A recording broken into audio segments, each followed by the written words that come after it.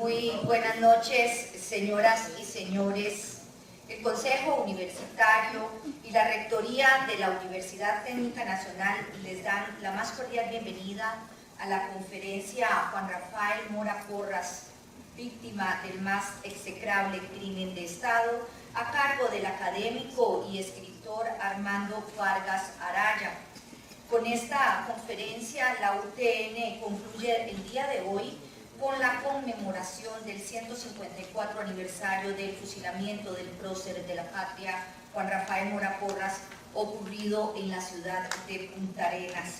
A continuación, vamos a escuchar el mensaje de nuestro rector Marcelo Prieto Jiménez.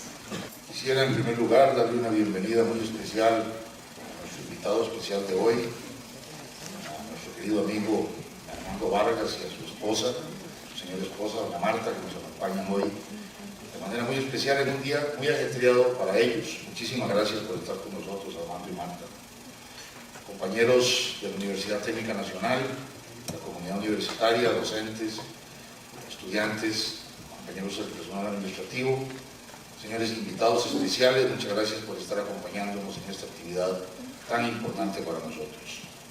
La Universidad Técnica Nacional, desde hace varios meses, adoptó un acuerdo en su consejo universitario que a algunas personas les pareció muy extraño y se preguntaban qué significa eso. Tomamos el acuerdo de declararnos universidad morista. ¿Cómo se come eso? ¿Qué quiere decir ser una universidad morista? Y durante varias oportunidades en la comisión organizadora del bicentenario de don Juan Rafael Mora conversamos de esto, y recuerdo de manera muy especial las palabras de Guillermo Vargas Salazar, el ministro de Educación Pública, haciendo reflexiones profundas y ricas como todas las que hacía él alrededor del significado de que una institución, una universidad, una persona, un grupo se declararan moristas. Yo quisiera dedicarle este acto a la memoria de Guillermo también, que nos acompañó con tanto entusiasmo en la comisión organizadora del bicentenario, y que estoy seguro que estaría aquí, y seguramente está aquí, en alguna forma, Guillermo. Pero el reto que él lanzó y la discusión que tuvimos nos llevó a profundizar el significado de ser una institución morista.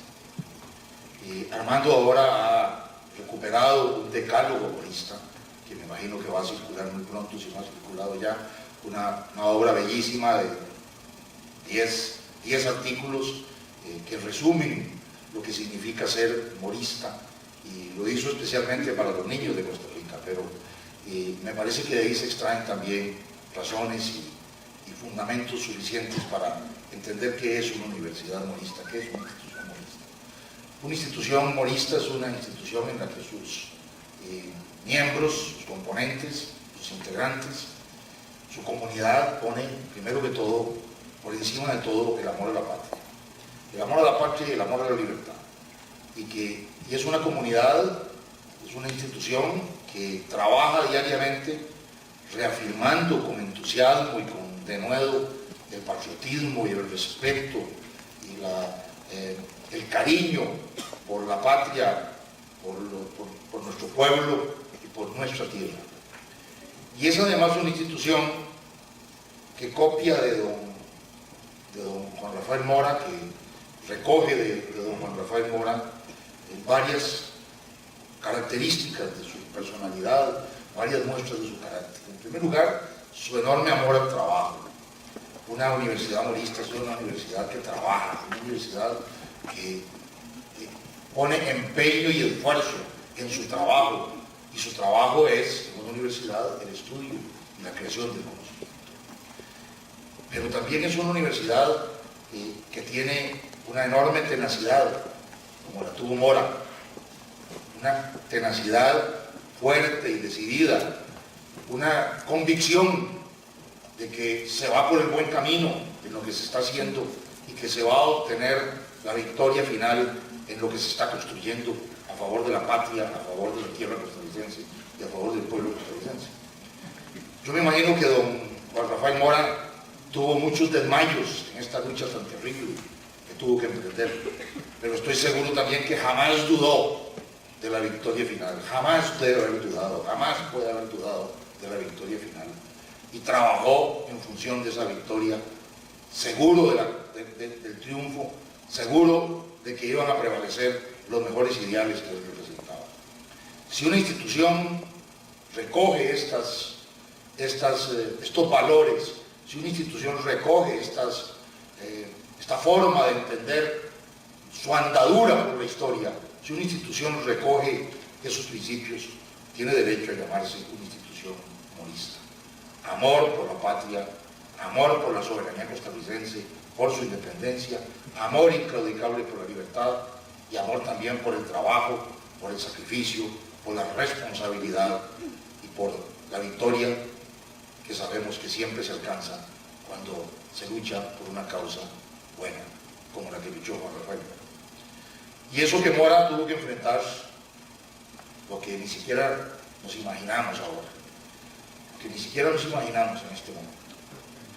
Y es ahora, a través de los estudios, de las investigaciones, de lo nuevo que va saliendo, donde vamos encontrando, donde vamos dándonos cuenta de la envergadura de la empresa que Mora enfrentó, de las dimensiones de lo que tuvo que enfrentar, de lo que se le vino encima a él y a Costa Rica en aquel momento histórico que permitió su gesta gloriosa.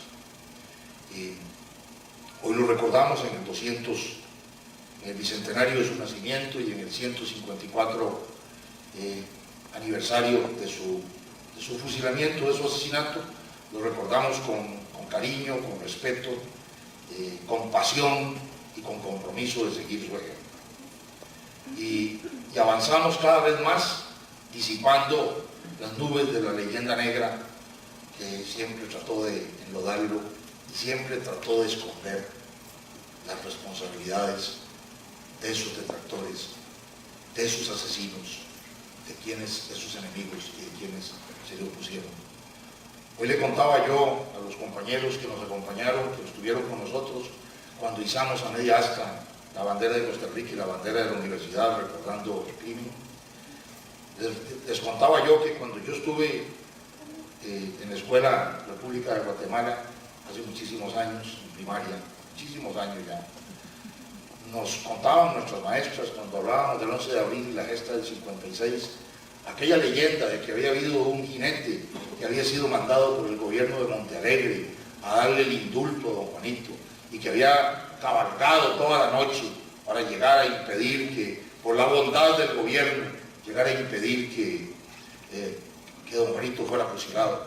Y nos contaban las maestras, creyéndolo de verdad, que ese jinete había sido detenido 2 horas, decían, en la aduana de la Garita, por los enemigos de Mora, los enemigos subterráneos de Mora, que no eran los del gobierno de Montealegre, y que esos eran los que habían impedido que el gobierno cumpliera su voluntad de perdonar, de indultar a don Juanito Mora. Y por eso cuando el jinete había llegado a Punta Arenas, se había encontrado con que el fusilamiento ya había acaecido.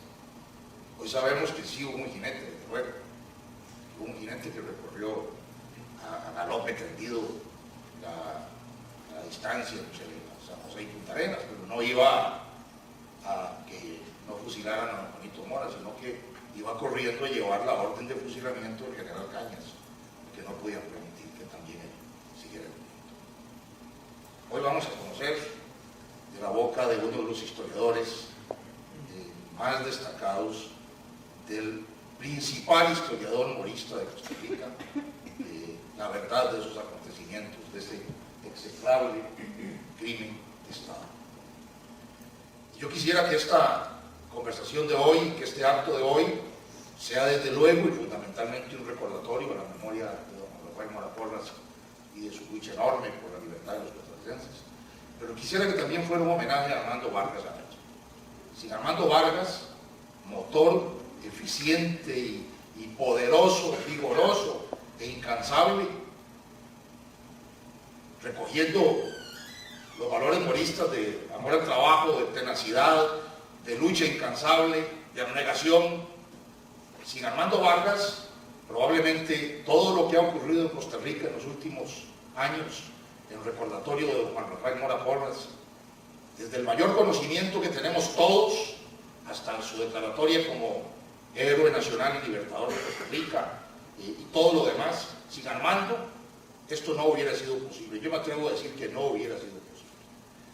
Y si lo hubieran hecho posible, hubiera sido una cosa insignificante, como tantas otras efemérides que se han celebrado en Costa Rica. Armando es el artífice de este enorme esfuerzo y la patria le debe también un homenaje y un reconocimiento a él por la tenacidad de rescatar la memoria de nuestro héroe nacional y de nuestros libertadores. Yo quisiera que Armando se llevara hoy una réplica, aquí se la tenemos, al final, una réplica del cuadro que hoy vamos a pedirle que desvele en el lobby de este edificio universitario, del cuadro como un retrato de don Juan Rafael Mora. No estamos utilizando el retrato oficial de don Juan Rafael, no estamos utilizando tampoco la foto de él que está aquí en este bellísimo pin. Estamos utilizando un retrato de don Juan Rafael que es un retrato creado en el seno de la Universidad Técnica Nacional, es ese, y ahora lo van a ver ustedes en todo su esplendor, ahora que lo debelicemos. Es un retrato pintado por David González López Zafra, el mismo pintor que pintó el mural que está aquí, el mural del flamenco como un regalo para la humanidad, íntimo, y así lo puedo decir, íntimo amigo de la Universidad Técnica Nacional, ferviente amigo de la Universidad Técnica Nacional. Zafra nos ha regalado dos murales preciosos, este de aquí y el mural que está en el Centro Universitario Luis Alberto Monge, que es un mural que él llamó Gesta Heroica, donde la figura central fue la de don Juanito Mora. Está, por supuesto, allí Pancha Carrasco, está una versión muy interesante, una imagen muy interesante de Juan Santamaría, no la que conocemos normalmente, no la que conocemos tradicionalmente, una imagen nueva de Juan Santamaría. Y están otras, está por supuesto Walker vencido, y hay otras imágenes relativas a la campaña del 56. Pero la figura central en ese cuadro es la figura de Juan Rafael Mora, Porras. Sin pedirle permiso a Zafra, pero estoy seguro que se va a sentir emocionadísimo, le pedimos a nuestra compañera Beatriz Rojas que le tomara una foto a ese mural, una foto como ella sabe tomarlas, y con base en esa foto editamos este cuadro de Juan Rafael Mora, que es el cuadro que se va a realizar hoy aquí también como un acto de homenaje y recordación de don Juan Rafael Mora. Pero nosotros queremos, Armando, que ese mismo cuadro que va a estar en la Universidad Técnica Nacional esté en tu casa. Muchas gracias a todos por venir y escuchemos con devoción al compañero Armando Vargas Araya, presidente además de la comisión organizadora del Bicentenario Morista y de verdad el historiador morista más significativo que tiene Costa Rica. Muchas gracias a todos por venir.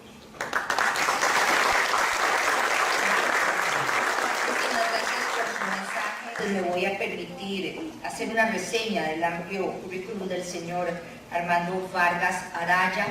Él es académico y escritor, autor de una docena de obras sobre temas de historia. También fue ministro de Información y Comunicación de 1982 a 1986. Ha sido director, jefe de redacción y editor en medios de comunicación y agencias de noticias. Posee una gran experiencia en estrategia de comunicación, medios y gobierno. Desde el año 2001 hasta la fecha se ha desempeñado como director general de la firma V&G Comunicación Persuasiva aquí en Costa Rica. Además es profesor invitado para impartir la materia Redes Tecnológicas de Información y Comunicación en Latinoamérica, curso que forma parte del programa de maestría en estudios latinoamericanos de la Universidad Nacional. Don Armando, bienvenido otra vez a la Universidad Técnica Nacional. El micrófono y el podio es suyo. Muy buenas noches Muchas gracias por estar aquí.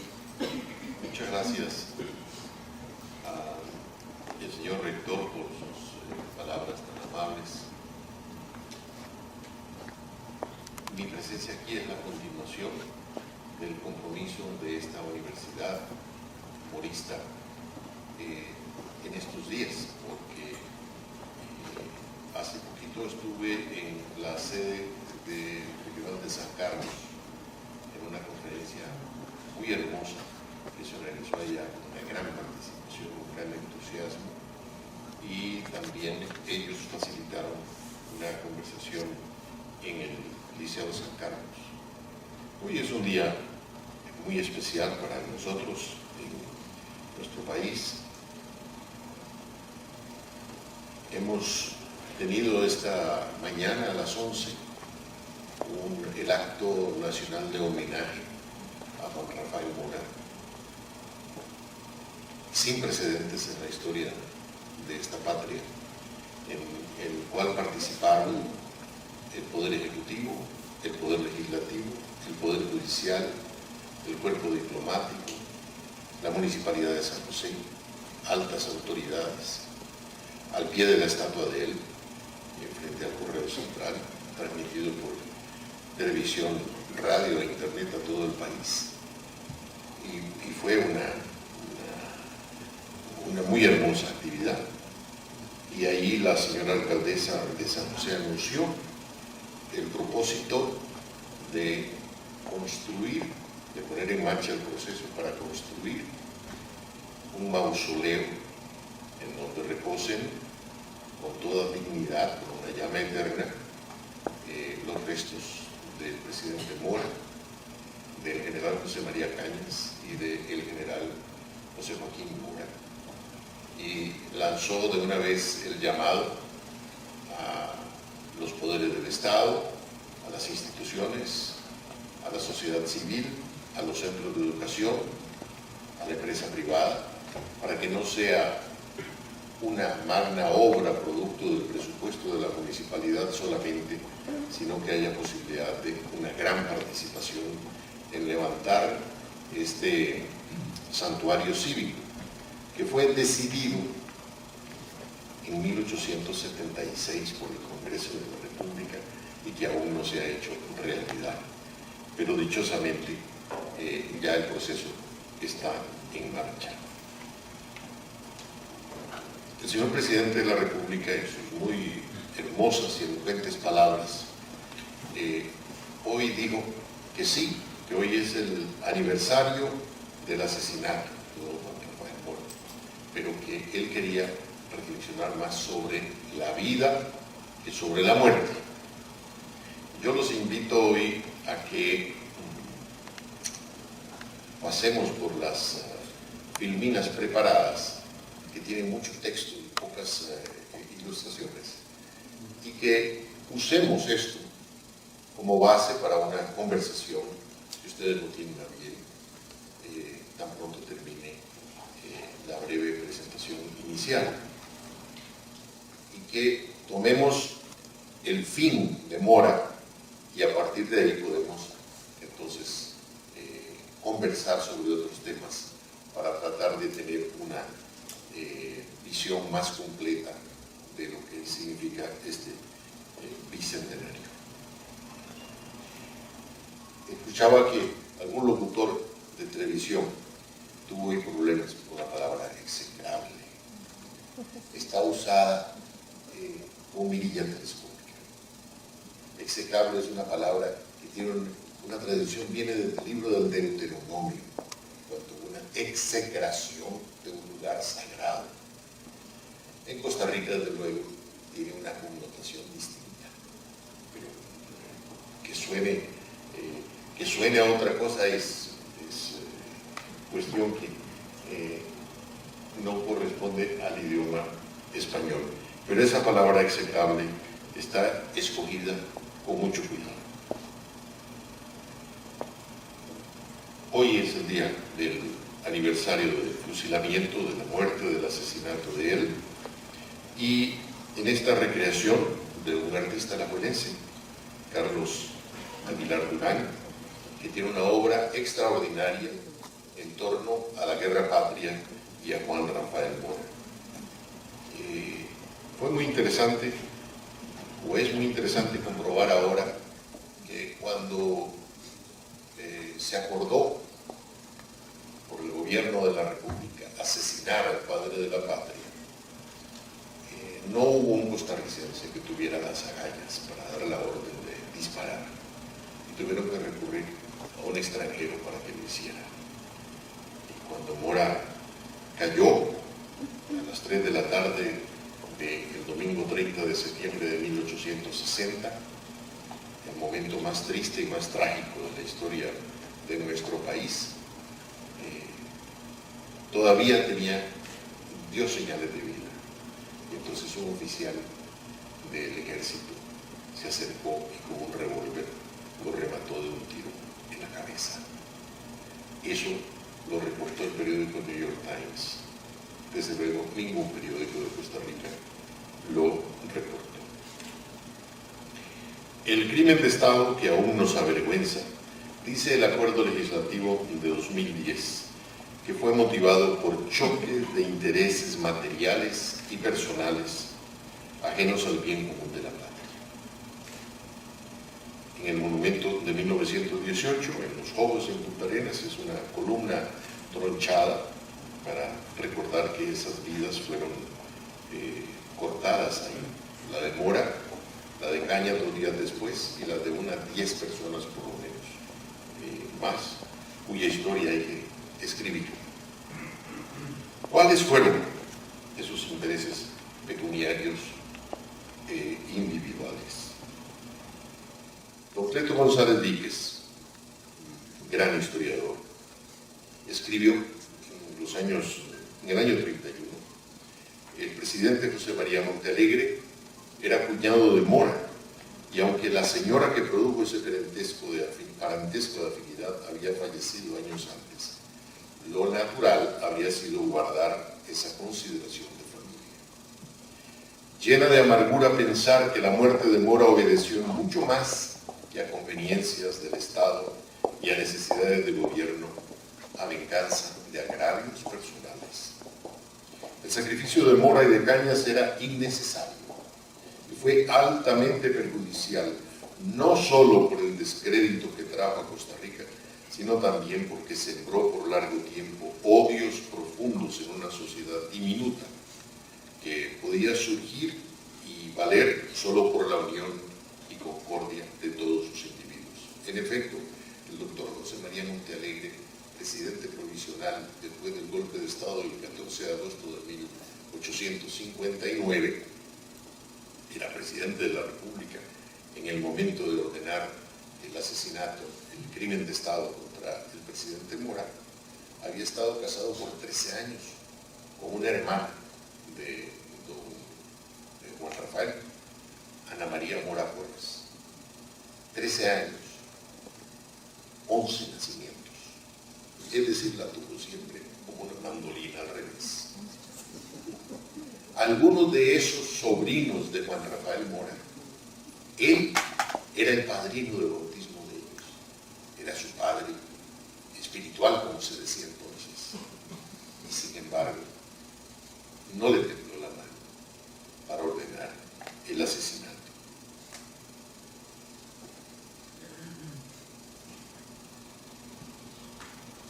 En Londres, Nueva York y París, Panamá y San Salvador, los intereses homicidas fueron identificados con pelos y señales. El régimen criminal publicó un librito de 100 páginas, muy bien escrito. Si usted lo lee sin tener el contexto, usted dice, ¿qué monstruo era ese señor? Y en ese librito intentaron explicar lo injustificable. En esas páginas, el gobierno le emprendió contra los filántropos periodistas de Allende, ciertos escribas y fariseos, así como denunció los falsos informes y calumniosos escritos de algunos impostores. Y es todo lo que hasta el día de hoy, 30 de septiembre de 2014, hemos sabido de lo que se dijo afuera sobre el magnicidio.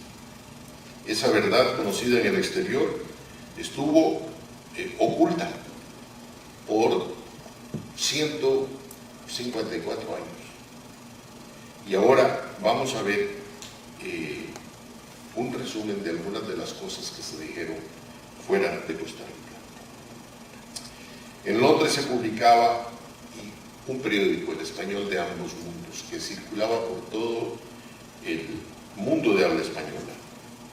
¿Quién hubiese creído que los que más contribuyeron a expulsar a Walker de Centroamérica habían de ser tratados por sus compatriotas peor que los filibusteros? ¿Quién hubiese creído que habían de ser más dignos de perdón los piratas que acompañaron a Walker que los generales costarricenses que acompañaron a Mora? El actual presidente Montealegre puede estar satisfecho.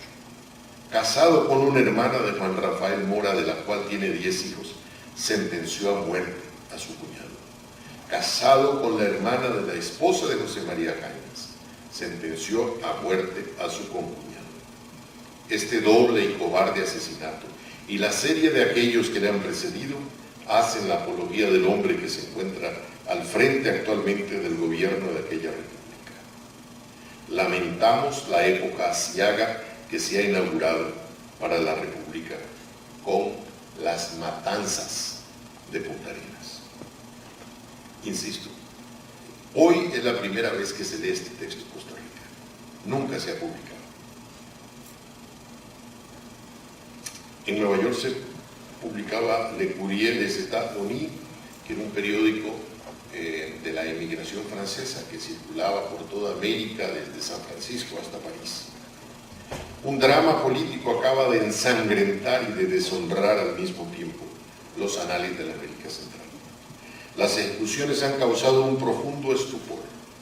Mora y Cañas eran, sin contradicciones, los dos hombres más notables que poseía la América Central. Fue a ellos que se debió en 1857 la expulsión de Walker y sus filibusteros. Este recuerdo al menos hubiera debido protegerlos, aun cuando razones de humanidad no hubiesen abogado en su favor. La sangre recaerá con todo su peso sobre el presidente Montealegre. Hay circunstancias en el ejercicio ultra riguroso de los derechos del vencedor que tocan con el asesinato. En Panamá, la Estrella de Panamá escribió: al consumarse el cambio del 14 de agosto de 1859, conocíamos sus verdaderas causas y desaprobábamos los medios con que se efectuó. La revolución se había hecho para dar a 4 hombres el monopolio exclusivo del comercio y la dominación absoluta sobre aquel pueblo agricultor en su mayoría, con el odioso objeto de especular con los productos de su penoso e incesante trabajo, imponiéndole como ley la necesidad por la baja de precio en el café, fruto principal de cultivación en el país. Tal fue el objeto. Las elecciones escandalosas verificadas en mayo de ese año, que entre prisiones, violencia y trampas de toda especie obtuvieron el poder para el presidente provisorio don José María Montealegre, elecciones de que podemos publicar curiosos documentos, acabaron de exasperar los ánimos y precipitaron la invasión de don Juan Rafael Mora, que, llamado por sus partidarios, deseado por la mayoría del público, fracasó lastimosamente por falta de prudencia y acuerdo. Tememos que se haya cometido un grave error político en el sangriento episodio que sus discordias acaban de presentar al mundo. El periódico El Salvadoreño, estos párrafos de un editorial: ha muerto el más grande de los centroamericanos, el defensor de estas 5 hermanas que no pueden ni deben estar indiferentes en sus destinos. Nos ha llegado la noticia de la muerte del expresidente de Costa Rica en la mañana del día 2 de noviembre, conmemoración de los fieles difuntos. Y nos parecía que todos los tañidos de las campanas que doblaban por nuestros muertos lo hacían por el señor Mora, y que todas las oraciones que se pronunciaban se hacían a su memoria.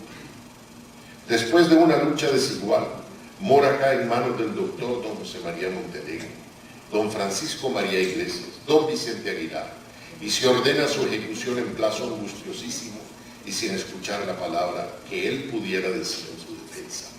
¿Por qué ha cometido Costa Rica ese crimen tremendo? Centroamericanos, la sangre de Mora y Cañas ha sido vertida en el mismo suelo que defendieron. Centroamérica está de duelo. Lloremos, pero lloremos firmes por si es necesario cobrar con nuestra sangre la de estos mártires. Firmes.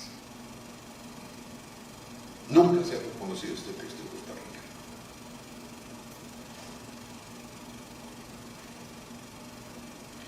El más prestigioso periódico de Estados Unidos, The New York Times, emprendedor, inteligente, liberal, dio nuevos impulsos a la industria y una nueva dirección a los capitales nacionales. Alentó la agricultura y otros medios pacíficos de adquirir riqueza y salió a la defensa contra las amenazas de Walker. Con esos y otros rasgos semejantes de política, raras veces vistos en países hispanoamericanos, colocó a Costa Rica al frente de todos ellos por la prosperidad y los resultados sociales de la riqueza nacional. Mora despertó una buena mañana para encontrarse con que le habían arrebatado el poder. Para salvar la vida fue desterrado acompañado por sus amigos cercanos. Es la antigua historia que se repite.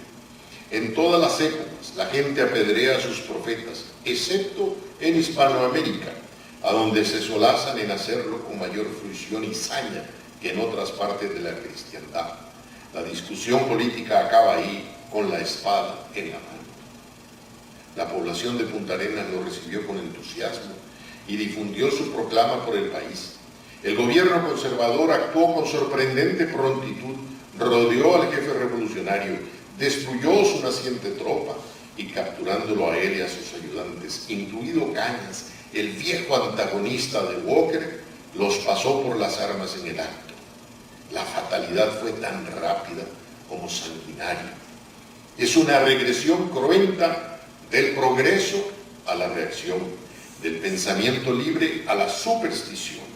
Y podemos aprestarnos a presenciar el espectáculo extraordinario de un pueblo en el alba radiante de la civilización que retrocede a las tinieblas.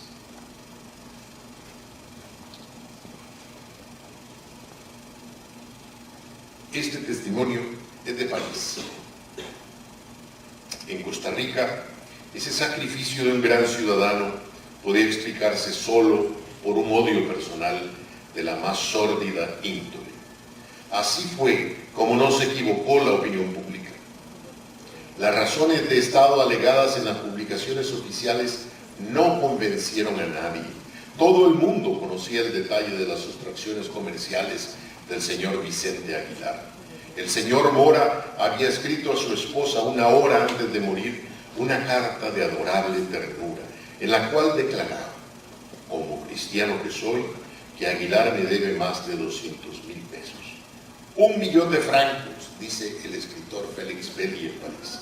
Si él cree en Dios y muéstrase como cristiano, pagará a mi familia la propiedad a muerte a mí adeudada. Luego, es en un solo hombre que recae la responsabilidad del 30 de septiembre.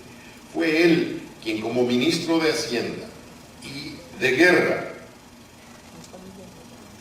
tuvo que firmar las órdenes necesarias. Y como no faltará quien diga que eso no es cierto, aquí está en francés el párrafo que estoy leyendo en este momento. Entre los hombres adinerados de todos los países hay caracteres como aquel del señor Aguilar. Esta página de sangre no fue más que un ajuste de cuentas. El señor Aguilar agregó la confiscación y se mostró dispuesto a cebarse contra la familia y los seguidores de ese antiguo socio, lo que tal vez habría aparejado una nueva revolución de no haber expirado súbitamente el 26 de abril de 1861, 7 meses después de su triste victoria de una osificación del corazón. Esta expresión basta para pintar al hombre. Dice uno, bueno, aquello que era una dictadura. con razón no dejó que circularan estas cosas por Costa Rica. Una vez que asesinaron a don Juan Rafael Mora, mencionar el magnicidio o citar el apellido de la víctima era un delito que no figuraba en ningún código, era un delito político. Y se exponía el disidente al desprecio, si no es que daba con sus huesos en la cárcel.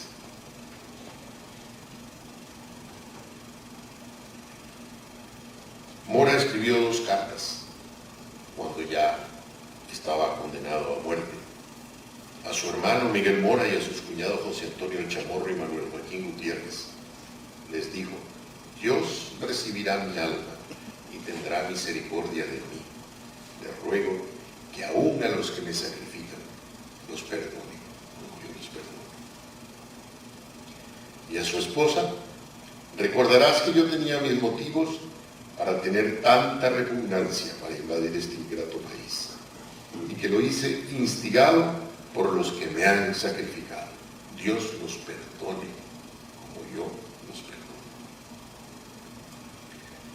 Hay en San José una viejecita de 90 años, que es la bisnieta, la única bisnieta superviviente de don Juan Rafael Mora, doña Nora Echeverría. Y doña Nora lleva con gran orgullo el escapulario que siempre llevó sobre su pecho, colgando como un collar de su cuello, la viuda de don Juan Rafael Mora, en el cual hay 2 fotografías, la de Cañas y esta de Juan Rafael Mora, que ella nos ha permitido captar la foto para poder mostrarla por vez primera en nuestro país. El que llegó a ser el primer rector de la Universidad de Costa Rica, Alejandro Alvarado Quirós, en 1918, cuando se inauguró el monumento de los Lobos, dijo estas palabras: cayó en Punta Arenas de pie frente al océano inmenso, sin vendas en los ojos para contemplarlo, en duelo singular con la muerte. Cayó con la misma sencillez heroica que caracteriza siempre el ocaso de los héroes, la muerte de los bravos. Con serenidad viril, probó en su fin trágico que era el jefe digno de las batallas que glorifican nuestra historia. Esta es mi exposición de hoy, y desde luego estoy en la mejor disposición de atender las objeciones, críticas, preguntas o comentarios de ustedes para sobre esas intervenciones poder montar un poquito más de qué significa todo esto para nosotros. Los textos que se han citado en breve figuran todos en este libro, que es la nueva criatura editorial que salió a la luz el miércoles de esta semana. Se llama Polifonía del Padre de la Patria. Contiene 130 textos sobre Juan Rafael Mora, incluidos en completos los que he resumido ahora. Y aquí hay 99 autores de muchos países. Aquí hay, escribiendo sobre nuestro héroe nacional, gente de Alemania, Argentina, Chile, Colombia, Cuba, España, Estados Unidos, Francia, Guatemala, Honduras, Inglaterra, Irlanda, Italia, Nicaragua, República Dominicana y El Salvador. Es decir, don Juan Rafael Mora ha sido más reconocido afuera que adentro. Y don Alberto Cañas, meses antes de su lamentable deceso, me decía: ¿cómo puede ser? ¿Cómo los liberales de la generación del Olimpo, cómo los nacionalistas de los años 20, 30 y 40, cómo los de la Segunda República de la socialdemocracia no sacaron a la luz todos aquellos textos? Aquí hay emperadores, aquí hay reyes, aquí hay una carta de Alejandro von Humboldt a Juan Rafael Mora, aquí está el Papa Pío IX, hablándole a sus cardenales en un consistorio de 1853 sobre Juan Rafael Mora. Si queremos conocer a Mora, ahora hay posibilidades, porque se ha venido acumulando el conocimiento. Hemos tenido que desenterrar todo esto, que los asesinos de Mora, que lo mataron físicamente hace 154 años, se empeñaron luego en destruir su carácter, su honor y su reputación, asesinándolo de nuevo, lo que en inglés llaman character assassination. Y el otro libro que ha salido este miércoles se llama Palabra Viva de Libertador. Usted le pregunta a la persona más culta de Costa Rica, ¿cuántos textos de Juan Rafael Mora ha leído usted? Y le dirán, mira, 2, las proclamas, ¿verdad? No, pero fueron 3, porque cuando vino la campaña del Río, él hizo una proclama, 4. Cuando terminó, sí, mira, 4 proclamas. El profesor Juan Durán Lucio publicó en 2011 un libro que se llama Textos y Textos de Juan Rafael Mora, 18 textos. Aquí hay 140 textos de Juan Rafael Mora. Hay un legado ideopolítico que se revela en 14 discursos, 8 alocuciones, 3 transcripciones de palabras improvisadas, 20 proclamas, 5 comunicados, 10 órdenes, 12 escritos, 2 apuntes, 37 cartas, 24 comunicaciones, 2 documentos en coautoría, un decreto, un folleto y un testamento. Además incluye aquí una cronología sobre la travesía vital de él con 659 entradas. Este es el aporte de 2 jubilados, pero no de los privilegiados, no, sino del IBM, IVM, que es diferente a la IBM, ¿verdad? Don Raúl Aguilar Piedra y este servidor. Cuando Raúl salió del museo, yo lo invité a que emprendiera una tarea grande conmigo, que era ponernos a buscar todos los documentos de Mora que pudiéramos encontrar, ordenarlos y poder publicarlos, y dichosamente han salido esta semana.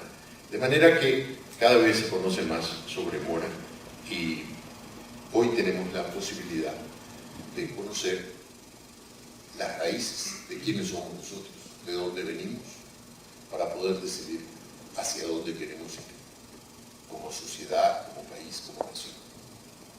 Muchas gracias por su atención y desde luego yo los invito, si tienen a bien, a que conversemos unos minutos, y ya para eso no necesito estar trepado aquí, sino que muchas gracias.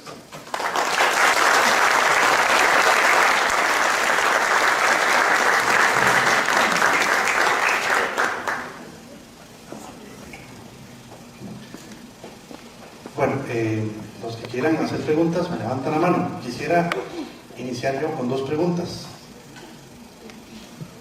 Don Armando, ¿cómo una persona, o más bien como 2 personas expertas en tácticas militares, que estaban en El Salvador en exilio, cómo les falló el cálculo militar para llegar a Punta Arenas y no medir las dimensiones de una posible pérdida?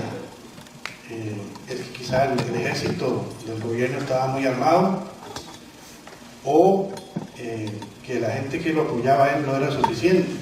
Y la segunda, que nos narre qué quisieron hacer los enemigos de Mora después de que lo fusilaron con su cadáver. Gracias por ambas preguntas. Bueno, Mora vino engañado, porque él quería que lo engañaran, si no les hubiera dejado engañar. A él le habían dicho que en el país había una rebelión abierta, y tenía mucha evidencia de que así fuera, porque dice don Carlos Meléndez Chaverri en su libro sobre José María Montealegre que ningún gobierno ha tenido que luchar tanto para mantenerse arriba que el gobierno provisorio de José María Montealegre. porque hubo por toda parte del país rebeliones, alzamientos, atentados, etc. Y a él le escribía gente de muchas partes. Y hubo un grupo de ciudadanos prominentes de Alajuela que le mandó una carta y le digo: el 15 de septiembre estalla la rebelión, con usted o sin usted. Y si usted no está, nos van a matar a nosotros, pero allá usted cargue con la responsabilidad. Esa carta está publicada en uno de mis libros que se llama El lado oculto del presidente Mora, en el capítulo 16, si mal no recuerdo. Él vino engañado, pero se dejó engañar. Probablemente a toda persona que le quitan el poder, que lo derrocan, siempre sueña con volver en los hombros de la multitud. Y él lo creyó. Y la verdad es que era tanta la insubordinación civil que había, que era para creerlo.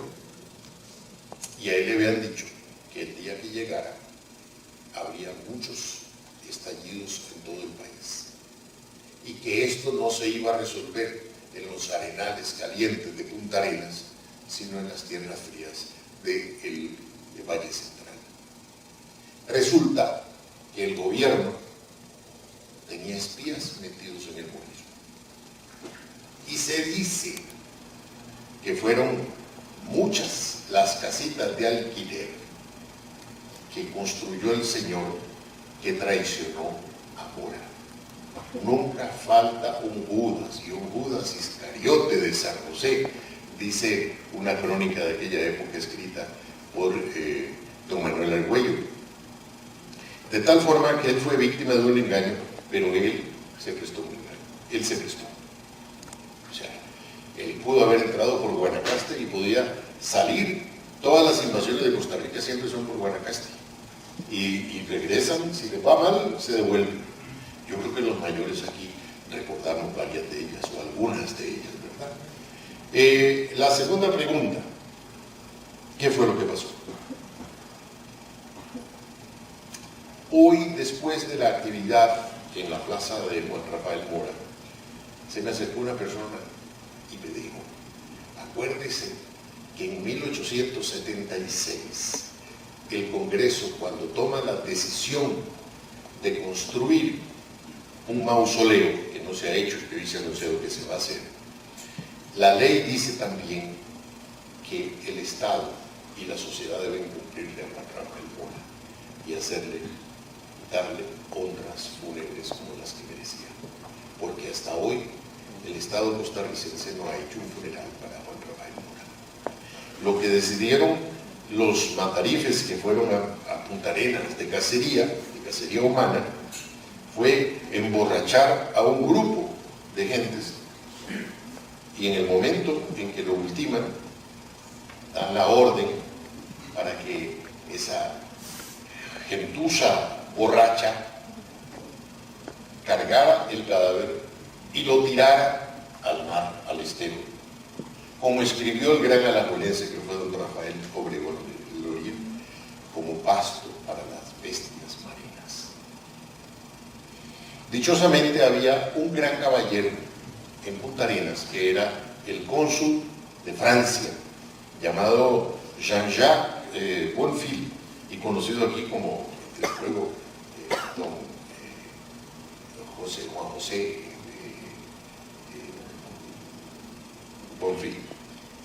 Y él fue al momento del fusilamiento y se llevó debajo del brazo la bandera de Francia. Y en el momento en que rematan a Mora, y en el momento en que se abalanza la turba, a grandes voces él les ordena que se detengan y le tira el tricolor de Francia sobre el cadáver y lo rescata.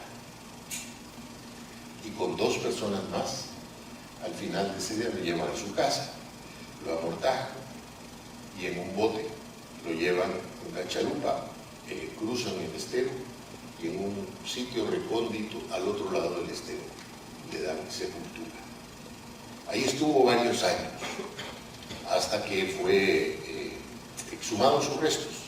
El acta de exhumación de los restos está en el libro que se llama polifonía del padre de la patria. Y luego de la exhumación, Juan Jacobo Bonfil, primero en su casa de Punta Arenas, y luego en su casa, en su residencia familiar de San José, por 19 años, dedicó una habitación para tenerlo en capilla, los restos de Mora y los restos de Cañas. Hasta que cuando ya él estaba muy viejo y iba a morir, entonces entregó los restos, lo poco que quedaba, que conservaba, a la capilla del Sagrario, a la par de la catedral. Ahí estuvieron un tiempito. Costa Rica, el Estado costarricense, nunca, jamás gastó un centavo en Mora. Y un señor Jiménez prestó el nicho de la familia para que lo acomodaran ahí provisionalmente. Y la Junta de Caridad de San José, el señor Keith y luego otra persona más, de su bolsillo compraron o pagaron un pedacito en donde todavía está él. Ahí están sus restos. Pero no se le ha hecho el funeral de Estado, que es lo que reclamaba esta persona hoy y que tiene que ver con la pregunta de José Alberto sobre qué decidieron hacer con los restos mortales del padre de la patria hoy hace 154 años.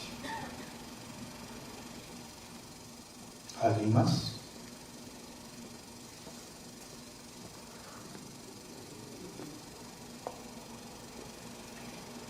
Vea, hoy los libros, como salieron el miércoles, todavía no están en las librerías, pero si ustedes llaman el teléfono de Eduvisión, Editorial Eduvisión, ahí se los mandan a su casa.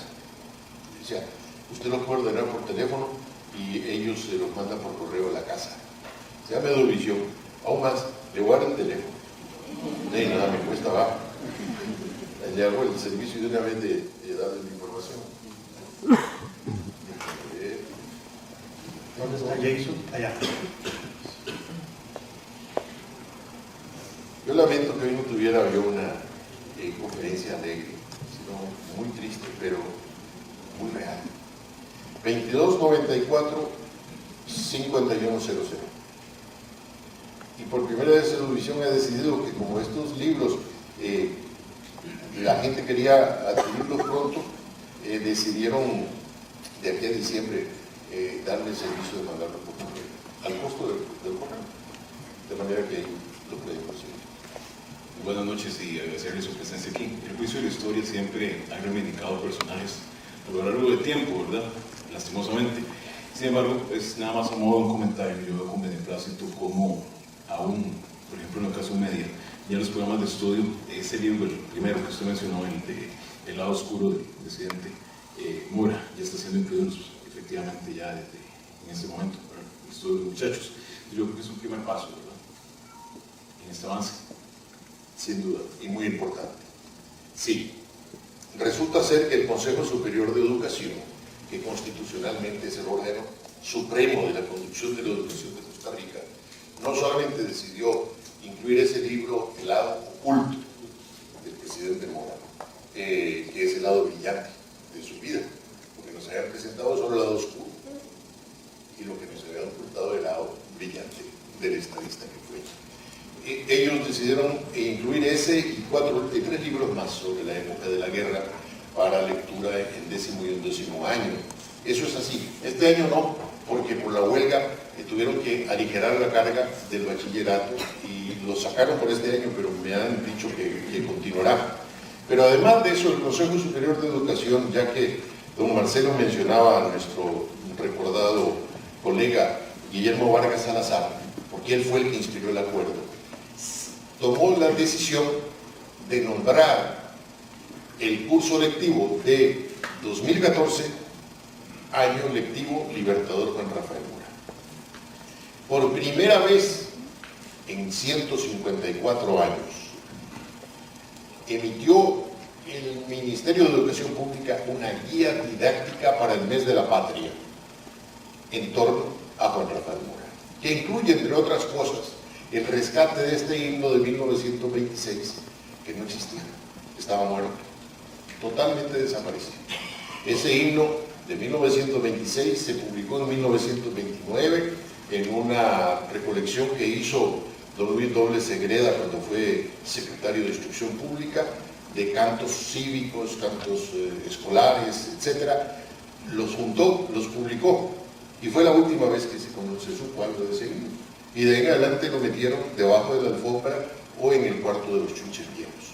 Y esa es parte del rescate. Ahora en todas las escuelas y colegios se va a cantar ese himno. Y yo estoy muy complacido, y sé que muchas personas estarán muy complacidas, porque la Orquesta Sinfónica Nacional y el Coro Sinfónico Nacional en la segunda y tercera semana de octubre van a grabar este himno, que vamos a tener disponible una interpretación,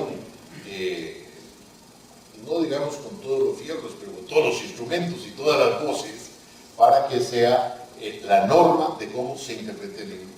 Y para que podamos cantarlo como cantamos el himno a Juan Santa María y el himno del 15 de septiembre, que lo sabemos de corazón. Y ya verán que muy pronto eso, por todo el país está pasando eso, en todas las escuelas. Ahora se está haciendo nuevos programas, nuevo currículo para estudios sociales en la enseñanza media. Ustedes se acuerdan que al final del periodo anterior hubo un gran debate sobre los nuevos programas de estudios sociales, y a golpe de tambor se aprobó. El Consejo votó. Y una semana después, con la nueva ministra de Educación, el mismo Consejo se los trajo abajo. Nunca hubo programas vigentes por tan poco tiempo como los anteriores programas de estudios sociales. Y en los nuevos programas de estudios sociales, en todos los niveles del sistema educativo nacional, la enseñanza sobre el legado de Juan Rafael Mora estará presente. De manera que por allá vamos. ¿Alguien más? Por allá. Voy por allá.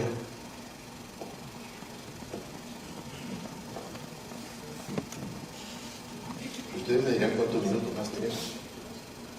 Una pregunta. Una más. Muchas gracias. Tenemos una pregunta más. Y yo regalo otra. A mí me dijeron que una más y otra más.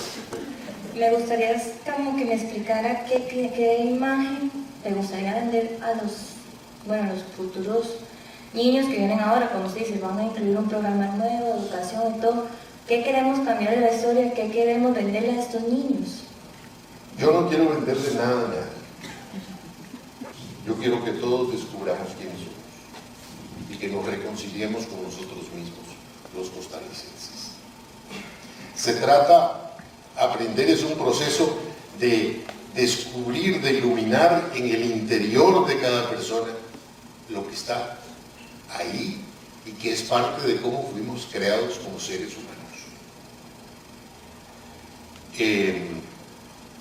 Don Marcelo mencionaba el decálogo morista. La historia del decálogo morista es que, vean ustedes las ironías de la vida. A Juan Rafael Mora, cuando llegó al gobierno, había solo un cuartel y le quisieron dar un golpe de Estado ya en 1850. Y entonces él creó un segundo cuartel, un cuartel de artillería, que algunos de ustedes recordarán. Y el cuartel principal estaba donde ahora está el Teatro Mélico Salazar. Cuando a él le dan el golpe de Estado, a las 3 de la mañana de un domingo, del amanecer de un domingo, el 14 de agosto, se lo llevan en vilo, lo alzan y se lo llevan sin zapatos, sin pijama, como estaba. Le tocaron la puerta y le dijeron cualquier cosa y unos soldados entraron y se lo llevaron. Y lo tuvieron preso ahí, originalmente en el cuartel principal. Después lo pasaron a lo que había sido su despacho en Palacio Nacional. Y cuando él está ahí, ya empiezan a amenazarlo. Lo amenazaban con una daga, que le decían que si alguien protestaba porque a él lo tenían preso, le hundían la daga. Entonces dio la orden de que nadie se moviera porque no había por qué derramar sangre, que esto había que ver cómo se resolvía, etc. En 1913, aquel cuartel principal fue convertido en una escuela. Y la Junta de Educación de San José decidió denominarla Escuela Juan Rafael Mora, en el mismo lugar donde lo habían tenido preso. Y dio después, en el año 22, don Ricardo Jiménez Oreamuno, un muy lindo discurso, en donde decía que o la escuela derrotará al cuartel o el cuartel acabará con la escuela. Antes decíamos que teníamos más maestros que soldados. Completemos la fórmula diciendo que en Costa Rica convertimos los cuarteles en escuelas y aquí en museo. Hubo un primer director para el año 29, cuando se inauguró el actual edificio de esa escuela, ahí cerca de los hospitales, en San José, cerca del Hospital de Niños, en Barrio México, muy cerca de la calle 20. Y entonces ese director de apellido Brenes decidió desarrollar un decálogo morista, que era una guía para que los jóvenes tuvieran unos valores en los cuales inspirarse para ser mejores ciudadanos. Y en la tarjeta de calificaciones, en la página de atrás, estaba el decálogo morista. Exalumnos de esa escuela, que ya tienen 85 y 90 años, hablan con mucho afecto y recitan partes, ya les falla la memoria, de aquel decálogo morista, que se perdió y no ha habido manera de encontrarlo. Entonces, en las conversaciones que hemos tenido en la Comisión Nacional del Bicentenario, de la cual es miembro don Marcelo Prieto Jiménez, con Guillermo Vargas Salazar, hablábamos de la conveniencia de reconstituir, de rehacer el decálogo morista como una guía cívica y ética para los niños y los jóvenes, que tengan la posibilidad de tener ahí una guía de cómo llegar a ser mejores ciudadanos. Y he venido trabajando en eso, en efecto. Y mañana, miércoles, a las 9 de la mañana, hay una asamblea en la Escuela Juan Rafael Mora. Me pidieron que yo hable ahí y lo que voy a hacer es llevarles el decálogo morista, en el cual han contribuido muchas personas, también don Marcelo, con observaciones y precisiones de cuáles conceptos sí y cuáles conceptos no. Yo les prometo que les enviaré el decálogo morista a don Marcelo para que lo circule entre ustedes si lo tienen ellos a bien, y ahí se sintetiza la quinta esencia de cuál es el mensaje, el legado patriótico que vamos a estudiar de aquí en adelante en escuelas y colegios de don Juan Rafael Mora. Los deberes del patriotismo número 1, el amor al trabajo. Pero entonces permítanme otra pequeña reflexión. Cantamos el himno nacional al comienzo. ¿De cuándo es el himno nacional? De 1852, del gobierno de Juan Rafael Mora. Y la letra, de 1903. La escribió el poeta José María Billo Celedón. Cuando Billo Celedón participó en el concurso, tomó la primera proclama bélica de Juan Rafael Mora de noviembre de 1855 y poetizó la visión de Costa Rica que expresa en esa proclama Juan Rafael Mora. Eso lo comprobó la doctora María Moretti en un librito pequeñito pero muy interesante que se llama Debajo del canto, qué es lo que hay detrás del himno nacional. Y ella, que estaba en ese momento trabajando la cuestión de la intertextualidad, un día dijo, ese himno me parece que me recuerda a otra cosa. Y fue a analizar la proclama y resulta que las mismas ideas, las mismas palabras, en el mismo orden de la proclama, están en el himno nacional. Cuando cantamos el himno nacional, cantamos la música que fue compuesta en el 1852 en el gobierno de Mora, y cantamos la visión de país y los valores que internó Juan Rafael Mora y que expresó en aquella proclama de noviembre de 1855. Si alguien tiene una pregunta más. Muy bien, pues muchísimas gracias por la atención de ustedes y les agradezco mucho. El retrato que perdurará por siempre en este sitio como símbolo de que somos una universidad morista es una fotografía, como lo dijo ya nuestro rector, tomada por la compañera Beatriz Rojas Gómez, funcionaria del área de comunicación interna de esta universidad. Forma parte del mural Gesta Heroica realizado por el artista español granadino David González Zafra, padrino artístico de la UTN, y que fue inaugurado el 11 de abril del año 2013. Se encuentra en el edificio Luis Alberto Monge Álvarez. Sabemos que existe una fotografía oficial de la conmemoración del bicentenario del nacimiento de don Juanito Mora, pero la UTN ha querido que en todas sus sedes este sea el retrato con la imagen del héroe. Para ello vamos a solicitar a don Marcelo y a don Armando que procedan a develizar el retrato del prócer de la patria, acompañado por supuesto de un fuerte aplauso.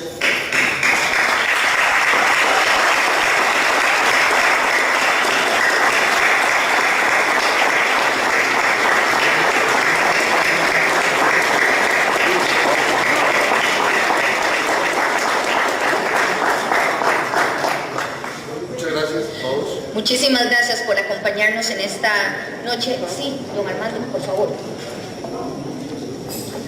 Yo quiero dejar en las manos del señor rector de la Universidad Técnica Nacional, y lo hago delante de todos ustedes como testigos.